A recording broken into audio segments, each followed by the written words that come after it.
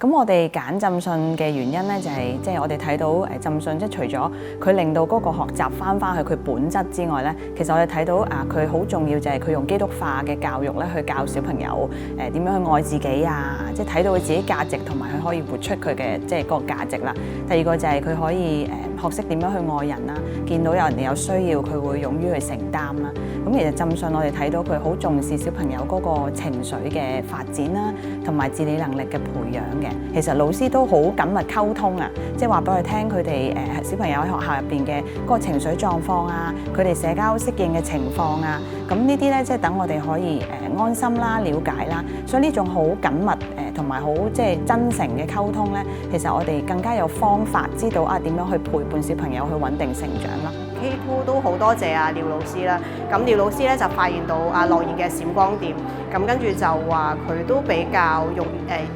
中意幫助人啦，咁於是咁啱先有個新生都嚟咗，咁就安排咗樂言坐喺旁邊去幫助佢，咁都發現到佢會利用到一啲自己嘅私人時間啦，咁樣唔玩一啲區角遊戲，去犧牲自己嘅時間去幫助個新生啦，咁樣亦都去帶動到其他小朋友去幫助別人咁樣嘅。咁另外後期講英文講故事呢個啦，本身我哋開頭係諗住揀一個中文版嘅，咁開頭廖老師啦 K2 廖老師啦，咁佢哋都有講話都可以講下英文版本喎，咁於是我哋都挑戰咗一個英文版，咁開頭都覺得好長，即係覺得小朋友有冇可能成功呢？都覺得冇乜可能咁，跟住廖老師都好鼓勵小朋友去不停聽、不停去讀，咁最後出到嚟嗰個效果係小朋友可以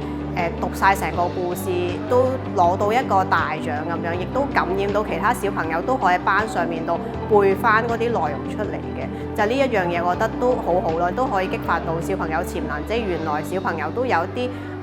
未來嘅可塑性，即係例如好似英文咁樣，你估佢唔到，其實佢係做得到嘅。